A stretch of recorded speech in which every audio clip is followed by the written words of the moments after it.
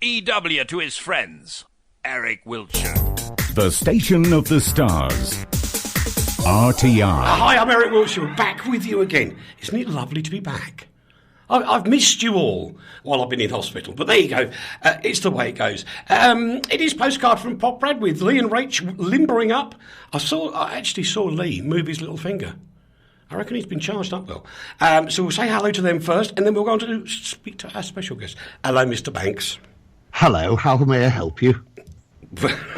Well, I could answer that, but then I'd get taken off the air. I just want to tell you, it's so warm over here in the glorious place called Britain, that's it on the nose of the face of the universe, that I'm actually doing this show with only my T-shirt on. We really didn't need to know that. I've got pants on. Oh, that's all right then. Phew, I was beginning to get concerned. Yeah, you were just trying to peek down the line. I was. Hello, Rach. Hello, Uncle Eric. I missed you. I missed you more than yesterday and all of yesterday's tomorrows. Oh, you creep. Is she lovely? She lovely. Well, we'll say hello to all the hospitals and staff I've got to say thank you to in a little bit. But before all of that, we've got to... I'm getting surrounded by books at the moment. I bet Leigh and Rach are really happy. Yeah. Books everywhere. Everywhere I turn, it's books. But this one is a special one, because it is none other than Tony Prince. Hello, Tony. How are you, Eric? I'm all right, man. How are you? Oh, I love you all my yesterdays and tomorrow. That's not a people anyway, mate. Well, I've got to say, this is the most spooky situation I've ever been in. Because initially, I was speaking to your people, and they said, oh, you know Tony, yeah, blah, blah, blah, blah, blah. And he's got an autobiography out. So I thought, oh, cool, that'll be nice. And they said, but it's a double one. Right. And it's with this guy, Jan. Yeah. Right. Yeah. And Jan used to go through the Tatras Mountains. Have you ever heard of them? Yes, I live about 20 minutes away from them. You can see them from your window, I guess. Well, as I come out the garage every morning, I see the mountains, which is lovely. And since then, I have actually had a little chat with your Jan as well, because we have so many common interests. It's unbelievable. But to explain all this new book, Tony, tell me what it's all. How did it come to pass? It came to pass because I was living in New York, and rather than become a New York alcoholic, I decided to do something in the evenings to occupy my mind. My wife was running DMC, our DJ club, in England, and I was running the New York office for a couple of years. Right. I'm sat there and I thought, I'm going to write my memoirs. I'm going to write some funny stories about things that have happened to me in my life. And I got on with it. You know, I was never rushing it. And over the years, I just kept going back to it. And then something strange happened. You know, what was it? 1970, I was invited to go to Czechoslovakia, as it was then, to do a little tour. I was on Radio Luxembourg. And, well, you know what? We never used to get many letters from Czechoslovakia. We used to get millions from Scandinavia and all over Europe and, of course, Britain. But Slovakia hardly got any mail at all. So I thought, wow, I don't suppose we'll get many people coming to these club nights. But when I got there, it all came together. I understood what was going on. We were like Beatles, you know. It was like the Beatles arriving in Czechoslovakia. Because, of course, they listened more than any kids in Europe because it was the other side of the Iron Curtain, and listening to Radio Luxembourg was their way of escaping every night. That's right. I mean, the amount of stories that I hear in Poprad, there's been a number of times when some of your former colleagues have been on the station, Mike Knight being one of them, and people go, he was on Radio Luxembourg. Yes. And then you get this unbelievable amount of stories coming out where people would walk kilometres, miles, whatever, to secretly, surreptitiously listen to Radio Luxembourg so that the communists didn't catch them. And it was absolutely unbelievable. And the letters, Tony, they used to have to smuggle them to Austria. That's right. We used to get the occasional letters, and I got one from Jan Sestak. Yeah. And then I got a phone call inviting me to do this little tour. And I went home to Christine and I said, "Hey, do you fancy going for a holiday amongst the commies?" He said, "What's that about?" I said, "Well, there's just been a Russian invasion, but they want me to go and do a few shows." I said, "Well, look, I've been to Northern Ireland enough. What we got to lose?" Yeah. So we gets in the car. It was a big flash Jaguar Daimler Sovereign in those days, and we drove. It was second-hand, mind you. We drove through Germany into Czechoslovakia, and the story's in the book. The welcome at these clubs was just absolutely amazing. And Jan escorted Christine to his club, the Bav Club in Brno, and he looked after her, and she was the first English person he'd ever spoken to. And he was a mad English-speaking Czech because he loved Radio Luxembourg. He loved the music. He loved Johnny Cash and the Beatles and the Stones. And you've got Jan's story running alongside of mine. And the reason that came about was because 30 years after that 1970 gig, Jan and the owner of the Bav Club, Milos, invited me to go back for a reunion.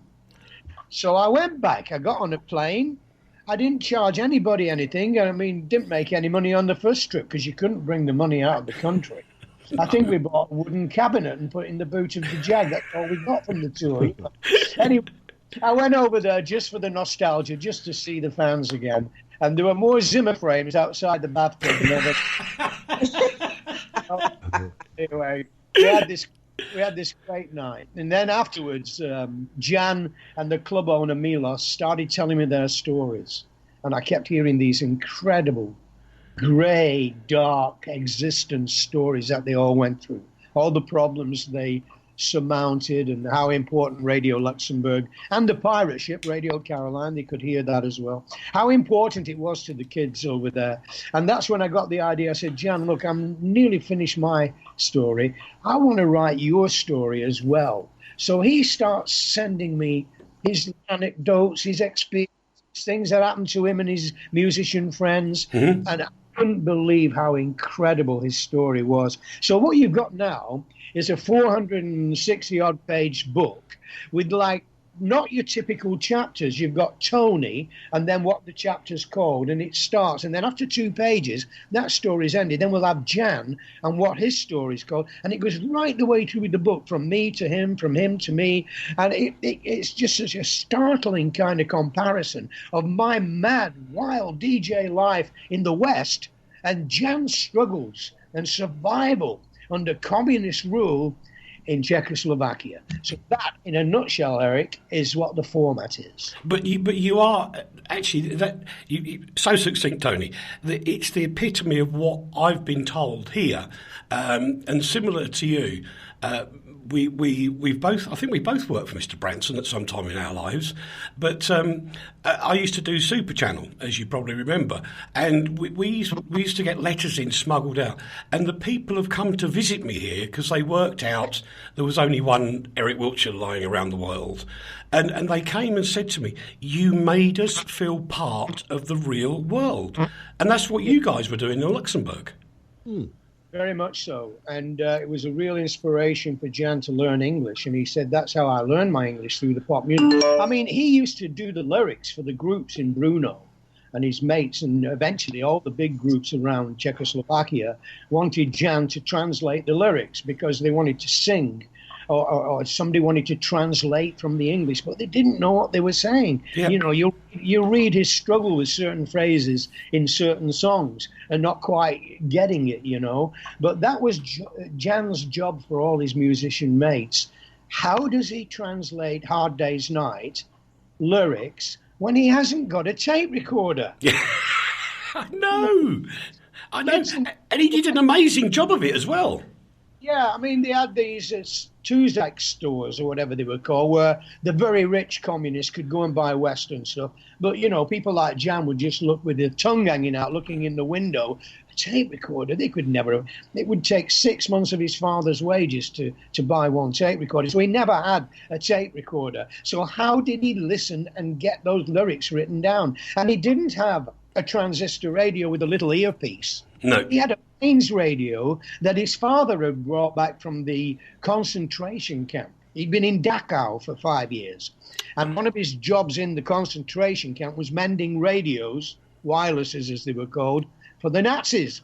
Then the Americans came and released them all, and Jan's dad came home with that wireless. And that was what Jan used to listen to Luxembourg on. But he didn't have an earpiece or headphones, so he had to listen with his ear pressed up to the cone of the radio, nice and quietly, so that the neighbours wouldn't know he was listening. Oh, no. It's terrible. Anyway, say he wanted to do A Hard Day's Night, he'd get a couple of lines, and then he'd have to wait 2 or 3 hours before he heard it again. And it's, because no tape recorder. So he was a hero, for all the groups and everything. And then we get some of the stories of the groups and the problems they had in getting permission to work abroad. And one of them, the singers, Pavel Vane, he was chased by Russian tanks across a field because he took a wrong turning. The stories are amazing. My stories are just unbelievable because they're funny. But Jan's stories in the drama that they're all going through.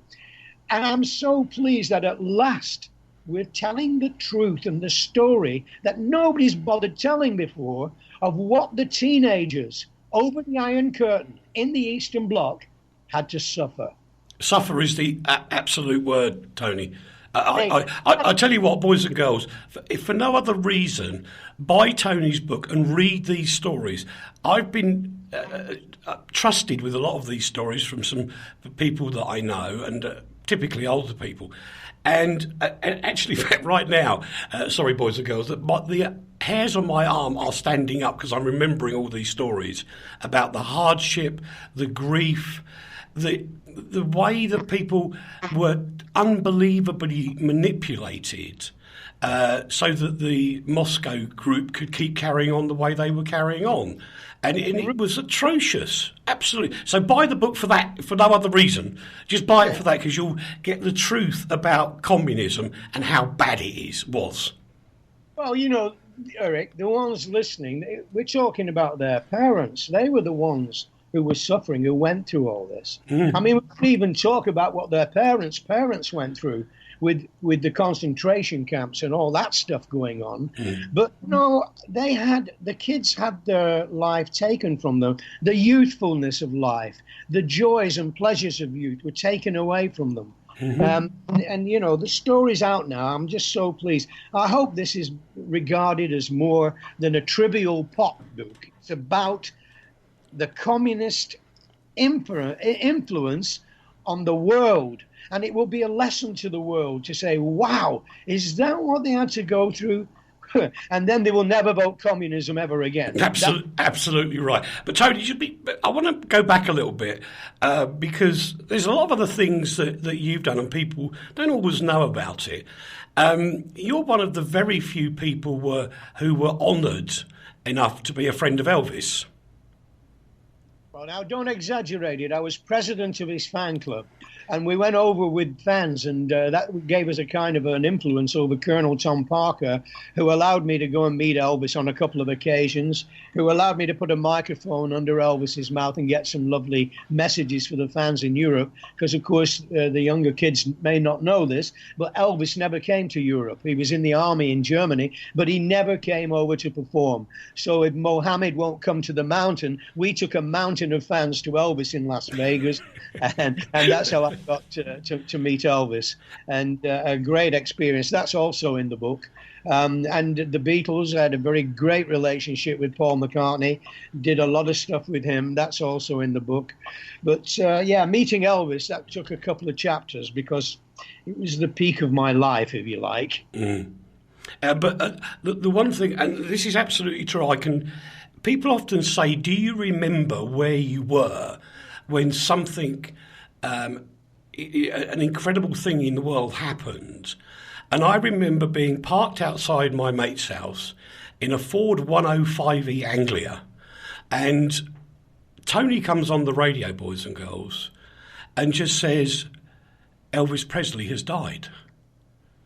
And then he decided to scrap the commercials. He scrapped the playlist completely, as we now call it, and just simply played back-to-back Elvis songs for the rest of the night. 4 hours. Yeah, I know, and that the impression that made, I can still hear your voice saying it now, Tony, as to it wasn't a newsreader saying this. This was a passionate person who had lost somebody they were very proud to have known. Well, somebody you felt close to, really. I mean, my life really began, as did John Lennon's, when we first heard Heartbreak Hotel. When we heard Elvis Presley. As Lennon said, before Elvis, there was nothing.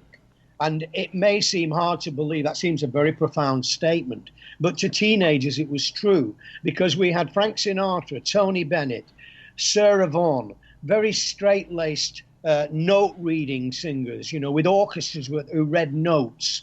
And suddenly Elvis came along with this trio, and they were just very raw. You know, the tracks that we heard before Heartbreak Hotel, incredibly raw, from out of Memphis, you know, with whatever. You see, the thing about Elvis is, there were no influences that you could say Elvis is copying that, Elvis is copying that. He was caught somewhere in the middle of country and western, you know, and all this other influence of Nashville and Memphis. But he did it his way. And he was barred on television from the waist down because of the way he moved. Well, you know what? He grabbed hold of the world. He grabbed hold of the teenagers of the world. And rock and roll was born with the king. And everything, the fountain of youth came from Elvis Presley. So when he died, a part of me died. And it's same for fans everywhere. You know, you could have been an Elvis fan or a Cliff Richard fan. You could have, you know, had your love for a different type of music. But everybody knew that Elvis was crucial to the development of music. Mm-hmm. Any rock star, the Beatles, the Rolling Stones, the Kinks, they would all say, yep, it all came from Elvis. And so when he died, it was a big shock. We weren't expecting it. I was in Luxembourg. I was program director of Radio Luxembourg by now. And I used to do 2 weeks in London, in the London office, and record some shows. And then 1 week live at Live in Luxembourg in a hotel. And I just wandered into the studio that night, and Mark Wesley, my colleague, was walking down the corridor with a script in his hand. We used to get the news from the Daily Mirror newspaper. That's right. Came on a telex, which was... Yes. Before emails, you know. He's holding this telex, and he said, have you heard the news, Tony? I said, what's that? He said, Elvis is dead. I said, come on, pull the other one. What's the joke? I hate those jokes. He said, no, look at this. And there it was. Elvis is dead. And, oh, my God, I'm on air in like 10 minutes, whatever it was. I didn't have time to think. I ran down 2 flights of stairs to the English office. I had a cupboard there with loads of Elvis records in. I grabbed them. I ran back up 2 floors. I've got 4 minutes now. I'm on air. We had an engineer in those days. You didn't self-op. So you had a guy behind a glass window, and you sat in one room, and he played the records in the other room. And you communicated through buzzers and hand signals and God knows what. So I went in there, and I give him the records. I said, I'll tell you what to play. You know, put that one on first. And then now, a minute now, Mark's now reading the news. You know, he's reading the news that Elvis is dead. Tony Prince will be taking over in a moment. And, you know, how do you can't script an event like that. You know, you're on your own, you know. There's nobody, there's no production team. The first thing I did, I phoned Alan Keane, my boss in London. I said, Alan, yeah. He said, I've heard the news, Tony. I said, look, I can't play commercials, Alan. You can appreciate those little happy jingles cannot be on Radio Luxembourg now. Fully understand, he said, drop them. So we dropped them. We didn't play one commercial all night.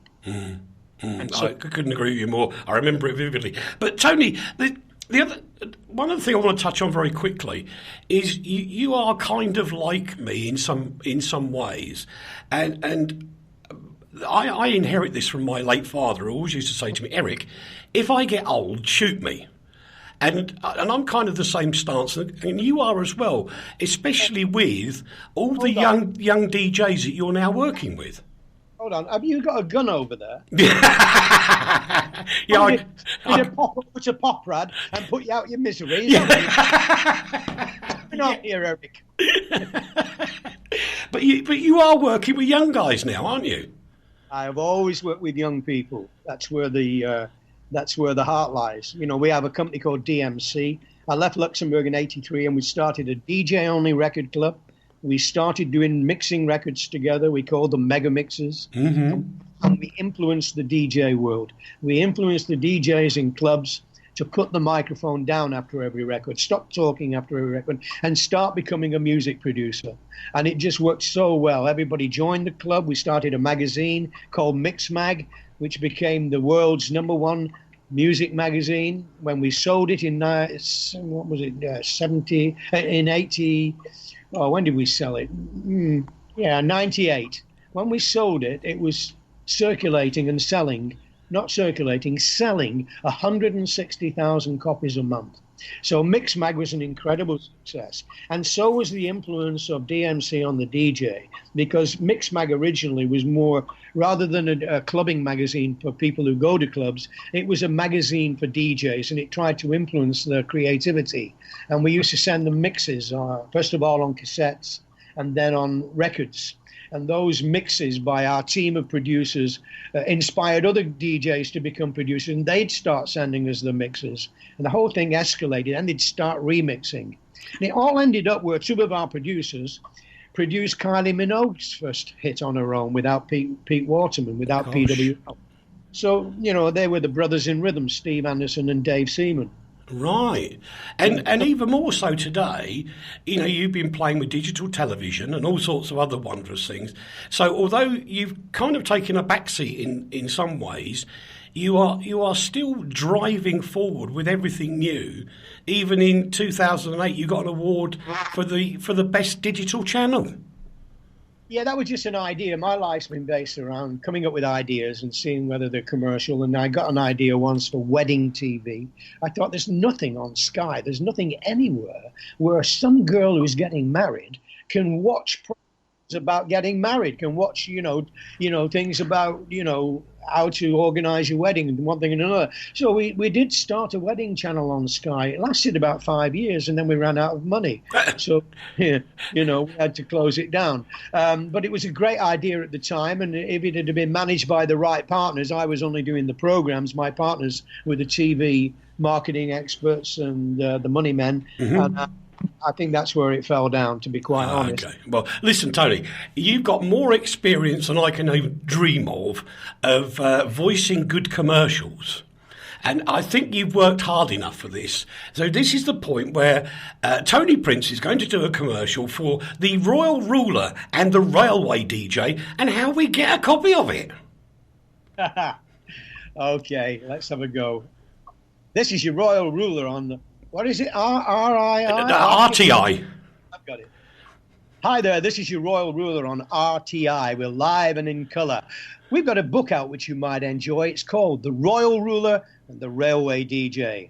I'm the Royal Ruler, the man from Radio Luxembourg. The Railway DJ is Jan Sestak from Brno in the Czech Republic. He's got stories to tell. I've got stories to tell. If you want to read it, treat yourself for Christmas. It's on Amazon. Just Google The Royal Ruler and the Railway DJ, and Amazon will take you to it. See you soon. Beautifully done. You see, I couldn't have done that, could I? I just couldn't have done that, boys. Tony, it's been well, we've got to take a commercial break, so I'm going to have to say goodbye. But it's been an absolute privilege to have you on here. Welcome anytime, Tony, and come and talk to us again in next year and tell us how it's all going. Well, you know what? If the book gets released in languages around Europe, I'm hoping that the Eastern Bloc, as it was, will see some releases in their own language. That would be wonderful. And if that ever happens, we'll obviously get in the car and we'll pop over to Poprad. Eric, I'm so pleased you're there, mate. I wondered what happened to you. Well, aren't you? I'm here. I'm still kicking. I'm still being a little rebel, Tony. It's your fault. You taught me how to do it. Hey, listen, don't worry, Eric. When I come over, I'll bring the gun. Tony, a million thanks. Thank you so much for joining us today. It's been my privilege. Thank you ever so much, Tony. Take care. Cheers, Eric. Goodbye, Cheers, everyone. mate. Bye-bye, mate. That's Tony Prince. I mean, how do you follow that? Leigh Banks. Hello. Are you still there? I am. I've just been doing very interesting things. I wanted to talk to Tony about the fact that he comes from Oldham, 3 miles up the road where I come from. I wanted to reminisce about Oldham. Yeah, but I've got to take a commercial break. It's all right, he's gone now anyway. That's probably true. Boys and girls, we'll be back in a couple of seconds because we have got to take a commercial break. Don't go away, please.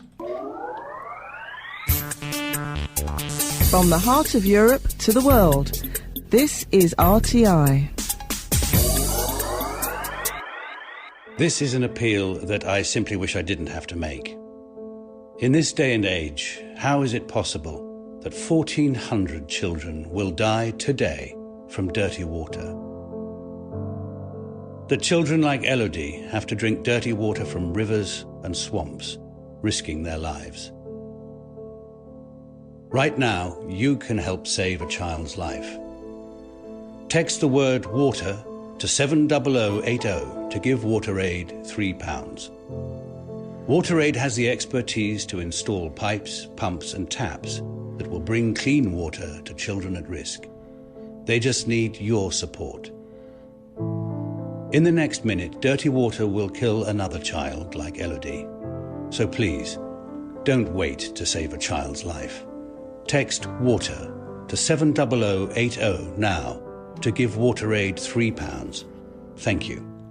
If your dream holiday is 2 hours from the UK, perfect for children and teenagers, young couples and the older visitor, ideal for the physically active and for those who just want to unwind, Aqua City is the destination for you.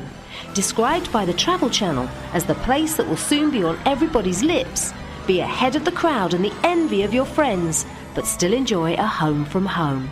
Come to Aqua City Poprad, the world's leading green resort. From the heart of Europe to the world, RTI. 100%. Welcome back to part 2 of Postcard from Poprad. He's gassing, you see. He was gassing while I was working. I was talking. That's my job. Many thanks again to Tony Prince for giving us all this time. And added to that, his daughter and son-in-law are just going over to his house, and he's had to send a cab for him so that he could be on RTI. Isn't that sweet? That is really nice. Thank you, Tony. The Royal Ruler and the Railway DJ can be found on Amazon. Leigh, this is rather tragic about Alan Russell. Well, yeah, it's really an update on that awful crash which killed 19 members of the, I can't say it, Chapecoense football team. And Alan Russell's 27-year-old defender, who was the first survivor to come out of the disaster which happened in Colombia last week. And it just marks something vaguely positive coming out of something which was absolutely awful. And he's come out, he's stood up, he's walked around, he's battered, he's broken, but he's told the world, I'm recovering and I'm doing well. Good on him. Absolutely. Rach, one for you, which is very sad as well. Senator John Glenn has died, and you're the space expert. Sorry. Yes, space nerd. I was so sad. I heard about this afternoon, and I was so sad. But he died 95 years old, which is a pretty good knock for anybody. But what an extraordinary human. He was the first man to orbit the Earth, and he was a senator for 25 years. But he was also the oldest man to go into space when he was 77 years old. He went on Space Shuttle Discovery. He's the only person to have done the Mercury missions and the Space Shuttle missions. And that's just extraordinary. And what a life. He was married to the same woman for years and years. She died this year as well. Yeah. So now he's in heaven with his lovely wife. But what a great human he was. He was just extraordinary. Absolutely. Couldn't agree with you more. This year's been, I'm sure it's because I'm, well, like Leigh, getting older, that so many things hit us this year.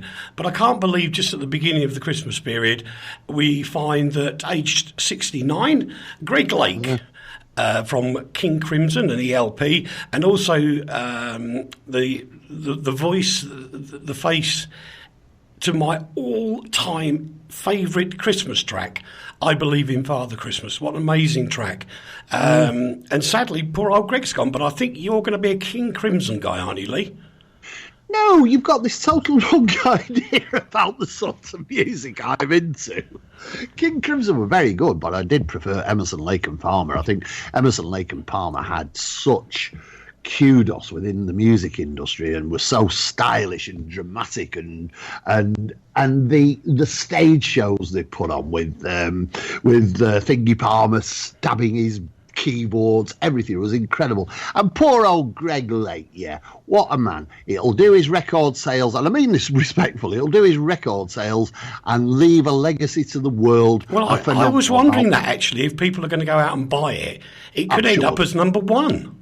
It could do, and I hope it does, because that's a grand mark to the life of one of our best musicians ever. Right, that's it. Come on, boys and girls. Go out and buy Greg Lake, I Believe in Father Christmas. Let's get it to number one. It's a Christmas song. Don't buy it. It's a shush, song. you. The Thrones and Porridge star, Peter Vaughan, has died at the age of 93. I know. How sad that. Do you know him, I mate? loved him in well, I'm a massive Game of Thrones fan. Huge. Yeah. And he was wonderful as the old maester. He was just wonderful, and I do vaguely remember him from Porridge, because my dad would only let me watch British comedy. And I bet you used to watch it when you were in jail. Well, yes, when I was rattling my ceramic mug on the bars, asking to be released. Cell block. That's right. But yeah, he was a gorgeous actor, really stunningly good actor. He was. A wonderful guy. But he did everything. He did radio. He did television. He did film. He did it all. And again, another massive knock, really big knock of 93. That's just we can all aspire to that. Yeah, that's okay. Which reminds me, one of the times when I was in hospital over the last few weeks, a doctor said, I said, so what did you find wrong then, doctor? He said, well, we found this. And so I said, well, we don't need to worry about it. And he said, well, we are going to fix it in January. So I said, why is that? He said, well, it might be a problem in 20 years' time. I said, I'll take that. You'd be 109. Cheeky socks. Oh, that was below the belt. Oh, no, don't. There's nothing below the belt now, Rachel, I tell you. No, I'm still badly bruised. Stop it, you. God. We're not talking about your Brazilian and your bruising. Oh, shut up. When have you had 4 cameras in your body at the same time? Oh, we're going blue. Yeah, they're gone blue. Actually, I'll say thank you to Sylvia and Natalia at the time, now, because the timing's right, who were wonderful looking after me and putting up with me being a grumpy sod. Andrew Sachs, Manuel, from 40 Towers, he died a week or so ago as well. I know. That's because we've been off the air for so long. Well, we haven't been off the air. The station hasn't, but... About 50 or 60 really prominent people died in the time. We haven't been able to cover it. And if we wanted to cover it, we'd have to do 6 shows. Gosh. No, you can have too much of a good thing, Rach. There are limits. There's nothing sick about our show, Rach. No, absolutely. Then I can't believe it. No! Old Mick. He's done it again. Yeah, this is just wrong in so many ways. I can't begin to say. Why is it wrong? Well, because this kid's going to be, 6, 7, 8, 9, 10 years old, and his dad's going to have carked it. And right now, he can't even bend down and pick it up. He can. Of course he can. He's a wonder of modern science. He's Mick Jagger. He's a geriatric, and he should just put it away and stop impregnating 20-year-olds. It's just wrong. Oh, she's nearly 30 now, Rach. She is, yeah. She's nearly... Tomato, he's nearly 80. What's he talking about? He's only got Marsha Hunt pregnant, Jerry Hall, Bianca Jagger. Yeah, he's only got Lev Hall pregnant. He's a good egg. Good on you, Mick. Keep it up, if you forgive the phraseology. Well, at least it goes to prove he's firing on all 4 cylinders, doesn't it? I'd fire all 6. Bit of a worry about tsunamis at the moment over in the Solomon Islands area. 7.7 magnitude earthquake was reported from there. So it's as far as Hawaii to Papua New Guinea that could be a bit of a problem. Does this get sort of bigger coverage because it's closer to you, Rach? Yeah, it does. But the good news is that about 2 hours ago they cancelled the tsunami warning. That's right, yeah. Which is really good. But this is actually kind of a bit of a non-story to me. The big story to me is the Aceh earthquake in Indonesia, which tell us about that. 100 people. There's 100. It happened about on Wednesday. Oh yes, of course. 100 people dead, 1,000 people injured that they know of. But remember, Aceh was completely destroyed. It was eliminated by that terrible Boxing Day tsunami that hit in 2004, and that whole place was just completely wiped out. They've managed to rebuild, and now 3/4 of it is gone again. So, but they were apparently they were terrified. There was such a force in this quake, even though it was what they considered to be a shallow quake, because it was only 8.2 k's down. It was a shallow quake, but it shook the ground so much that people who were there during the tsunami freaked out and ran to high ground straight away. They were terrified that was going to happen to them again. Mm. But they're still digging people out of rubble. There's aid on the way. They're absolutely been annihilated again. It's just so wrong. But something's up in the world of the plates, because New Zealand had their earthquake a couple of weeks ago and another one, and it's just terrible. But thank goodness this tsunami warning just beyond the Solomon Islands has actually I've got a funny feeling. I remember as a teenager or somewhere around that time where there was a number of earthquakes all in one go, similar to now. Yeah. And I'm just wondering if it's one of these cycles of the Earth. Of course, and the majority of these ones are actually out at sea. I mean, the one that hit New Zealand just recently was out at sea, and they were worried about a tsunami there. Not only a few years ago, that terrible, terrible earthquake at sea that caused that awful tsunami that annihilated Japan. And it's the world is the Ring of Fire. If you look it up, it's really interesting actually. I'm a bit of a science nerd, so I find it interesting, but the Ring of Fire is literally on fire and things are moving around like nobody's business, but it keeps hitting these poor little places who they try their best to warn people, but if you're on an island, a tiny island, where are you going to go? No, exactly, because and some of these islands you can't really run for high ground either, can you? No, you can't. They're so small, and if a big tsunami's going to come like the Boxing Day tsunami did, you've got no hope. Even on high ground, it's really difficult to escape the water. Absolutely. We move on because we've got a lot to get through.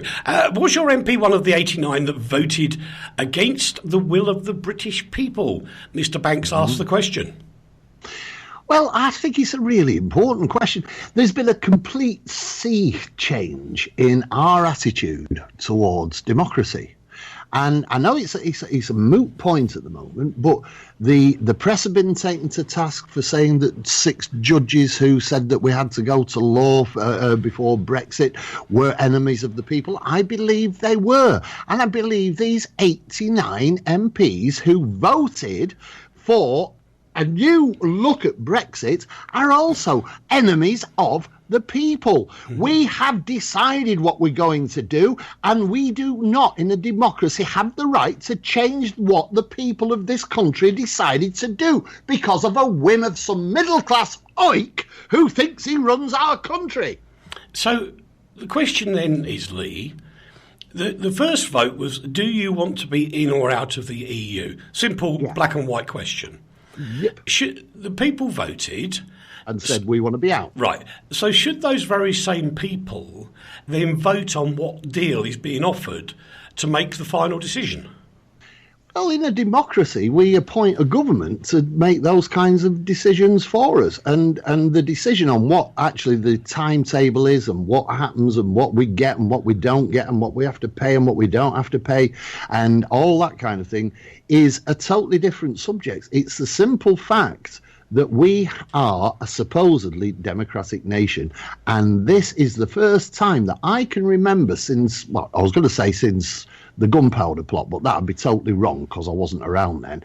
It's the first time that we really have had a major attack on democracy in this country. And let's face it, some of the people that we vaunt their ability and we are proud to know them, the soldiers who went out and fought for this country fought for democracy. They died for democracy. And then idiots like this are trying to destroy what we have built up. It's flawed. It's not very good. It doesn't work properly. But at least we've got it, unlike so many other nations. Well, that's true, especially with what Tony was sort of saying earlier. Absolutely. It's the total reverse. But what I would say to people is that in the background, and I'm going to exclude British chambers of commerces and things like that. That's a different thing, yeah. The regular business people, I could 100% assure you, the regular business people are already talking to each other anyway. So the whole thing becomes a bit of a moot point to some degree, because business will carry on doing business with business. It's the way the world goes round. But don't you think that's sad, that shows that our democratic system is almost pointless? No, I don't think it's pointless, Leigh. Because it can't make its mind up. It prevaricates. The business world isn't prevaricating. The business world's getting on building a new world. We're messing about saying, all our judges are evil, men of evil, and all our MPs should be put up against a wall and shot because we made a decision that we don't like now. Well, that's all right. We'll lend you some consultants if you want. I was waiting for that. Exactly. I was waiting for that. Beautiful, Rach. Absolutely beautiful. Time magazine has been accused of giving Donald Trump devil's horns. No. Have you seen the picture? Yes. Yes. Can I just say, and then I'll rest my case, that I think this is a brilliant story. I think it's wonderful. I think it's a social media story which actually has got some point because of its absolute abject pointlessness. Yes. The horns on Donald Trump's head are actually an M, the figure M. He doesn't look like the devil. He looks like a big elk. Well, there is that too. He does. He looks like he's somebody standing behind him doing bunny ears more than the devil. He's getting the bunny ears from his own name, and that's even more hilarious. I know. I'd have just had a big blast of air. But Time magazine, well done, Time magazine. They've done what journalists should do, which is take the mickey and have a laugh. Absolutely. I'm going to be a bit serious here and offer some advice, consumer advice, coming up with a top tip shortly. A WRAF veteran has been told off by her local council because she wanted to celebrate Christmas in her own way, in her own garden, and remember the fallen heroes. Yeah. That's it in a nutshell. Now, the council say that she's advertising. Yes, but half of it is to do with having you can have temporary banners up and temporary things, like the sign out the front of your shop and stuff like that. They don't need planning permission. Now, what I think they've probably done, and this is absolutely, what was her name? I've forgotten her name now. Oh, no. The woman? Janice. Janice Patterson, yeah. Yeah, Janice. I had a similar problem with a Jobsworth in Bromley Council. Now, I do not understand what is so nasty about a 2.4 diameter satellite dish in your back garden. I think it's very beautiful. I agree. And it was beautiful. My neighbours didn't complain. But Mr. Jobsworth came round and said, you can't do this, you can't do that. I said, OK. I've looked at the planning rules, and the planning rules are quite simple.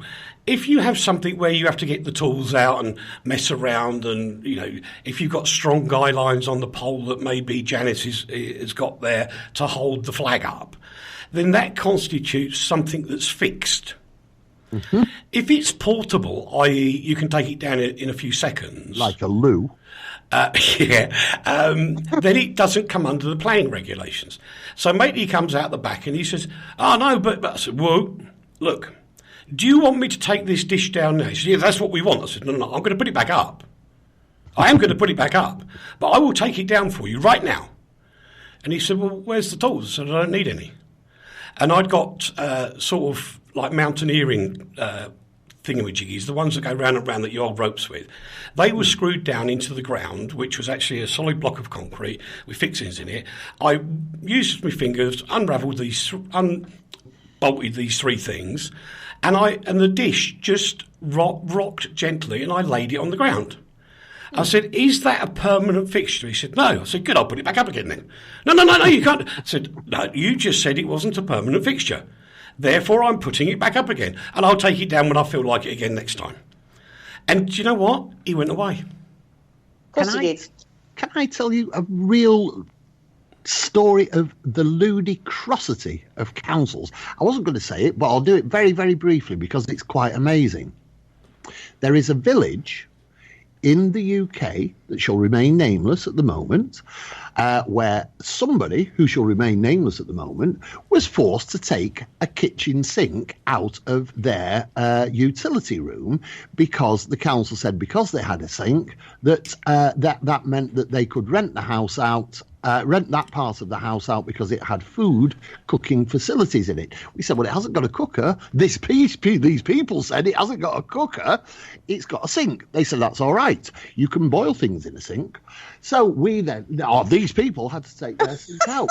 Right. Now, somebody who lives opposite, this is the nub of this story, right? And this is what's going to appear on the Consumer Watch Foundation very soon. Somebody who lives in a house opposite these people, right, didn't have a sink, didn't have an extra sink. They only had one sink unit. They didn't have a utility room. They had one sink unit.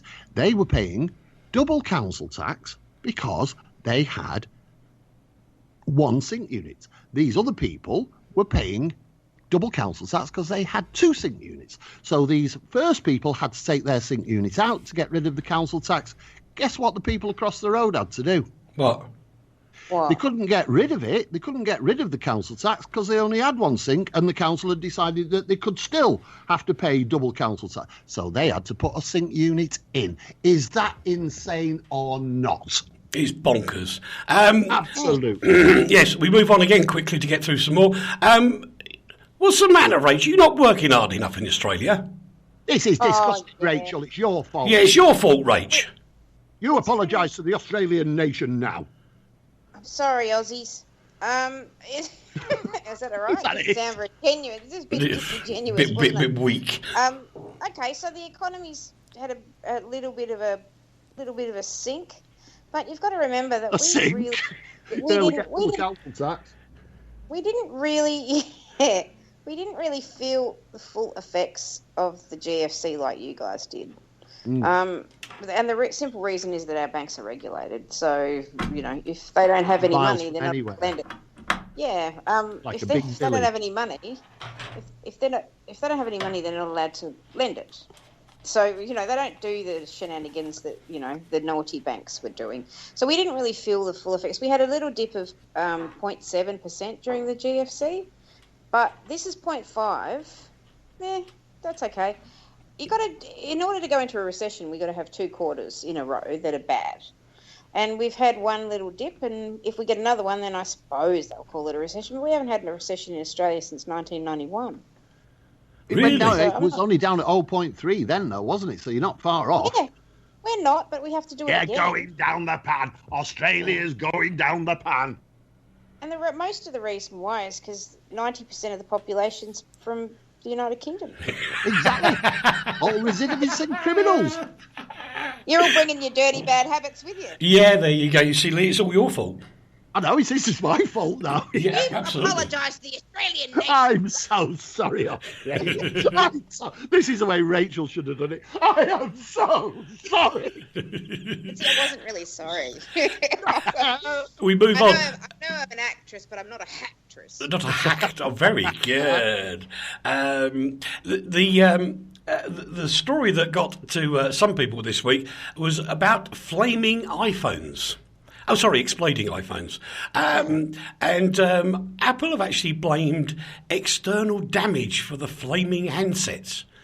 I'd say it's not nothing to worry about if your phone explodes in your face. God, flipping heck. You know what? I think that the good people of Apple should send an iPhone 7 to Rachel immediately so I can monitor the situation. Check it out. Yes. Yes, I need to monitor the situation. But other than that, I mean, I'd still buy one. I don't care.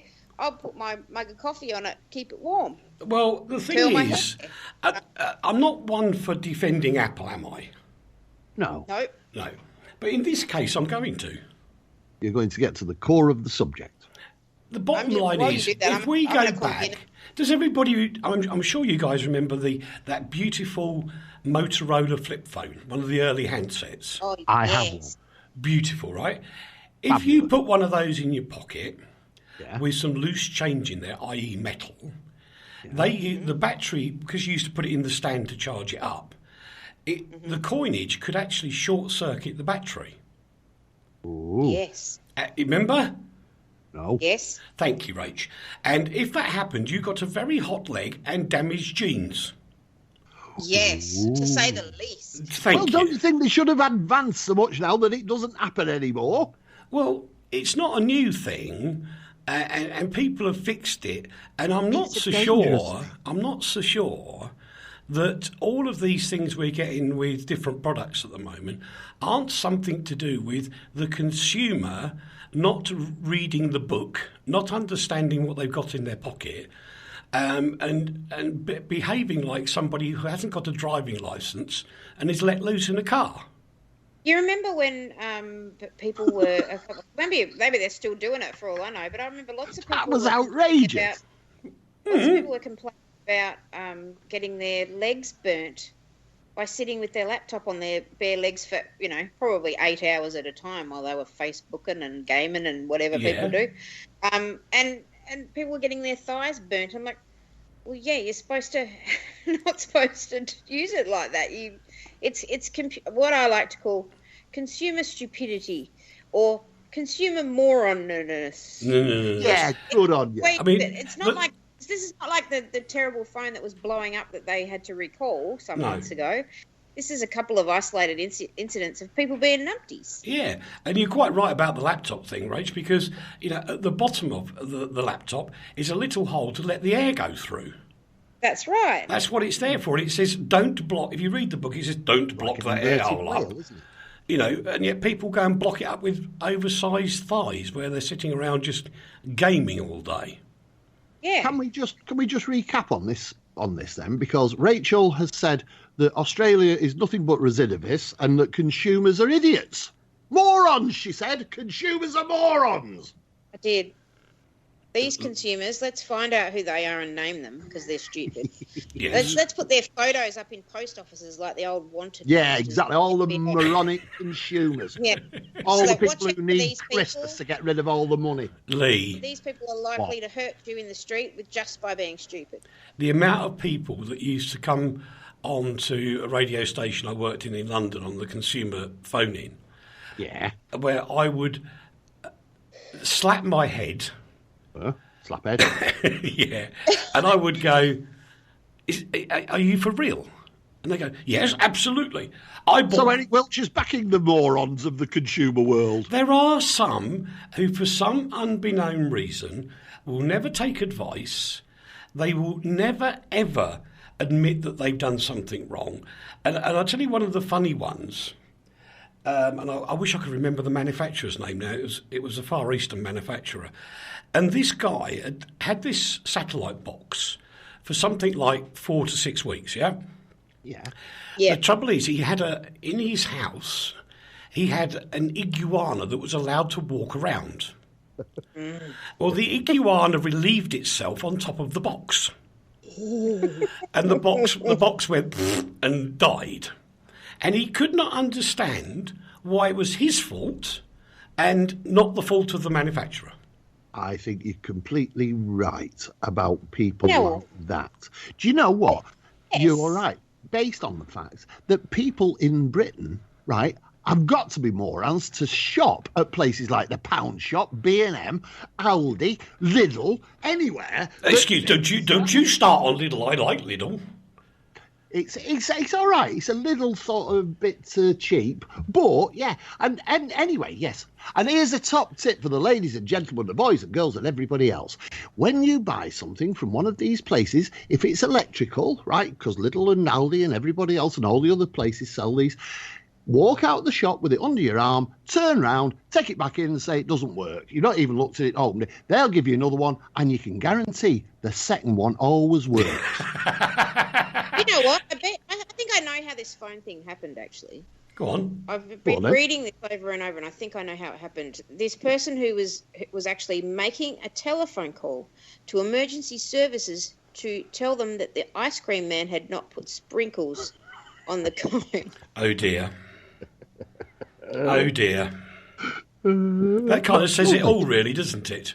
It really does, yeah. Yes, well, we haven't got time, I'm afraid, this week to talk about some naughty gentlemen, because we just haven't got time. We haven't got time to talk about poor old Mohammed, who spent a minor fortune having his gentleman's sausage fixed.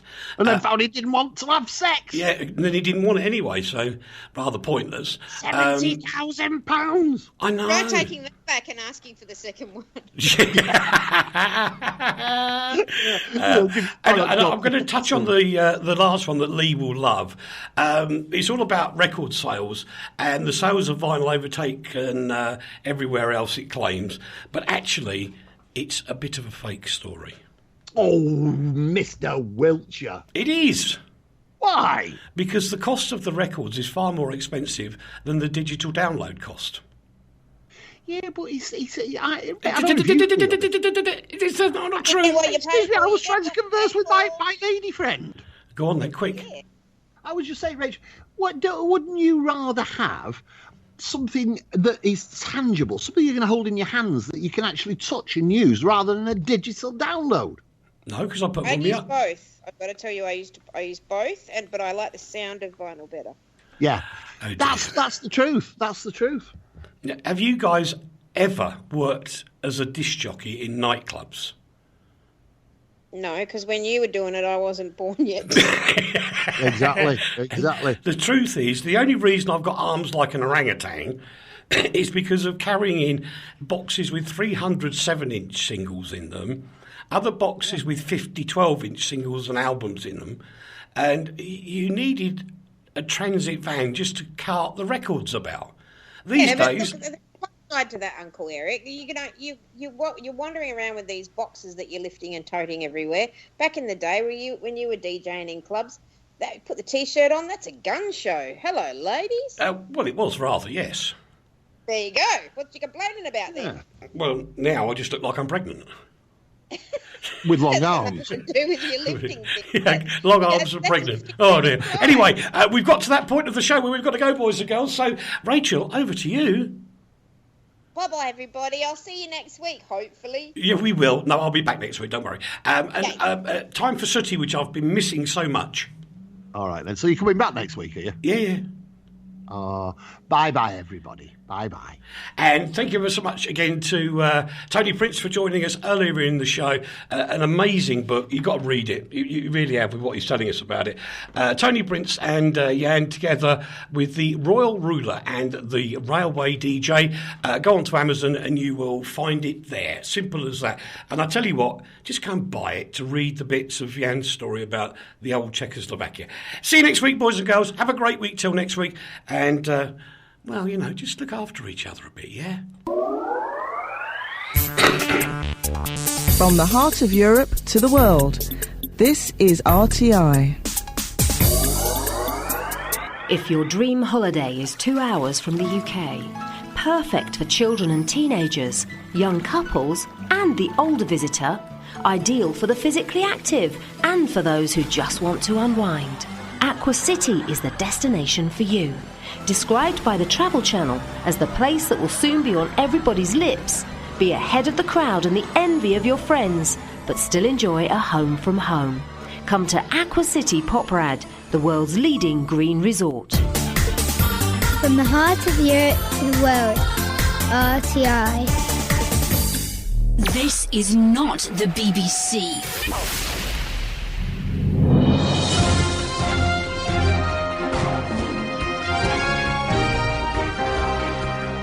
The way I understand it, this person came into your home and stole all of your radios? Every radio I had to my name. Including transistors? Yes. Well, he left me one earplug, I'll say that for him. Mm-hmm. Well, did he take anything else? Just the radios, and a couple of pieces of fruit. I see. Well, what... A banana and 2 Cadota figs. Mm-hmm. I don't deny him the fruit. No. Are you and your husband going to replace the radios? Well, we'll have to. I have nothing to keep me company while I work around the house. I can imagine. We have a 10-room house. We had a radio in every room. Then he stole all 10 radios? 11. 11? He also stole the car. You're never more than a minute away from the music on RTI. RTI. The coolest station online. Yeah. RTI. That's us. 'Cause we play this.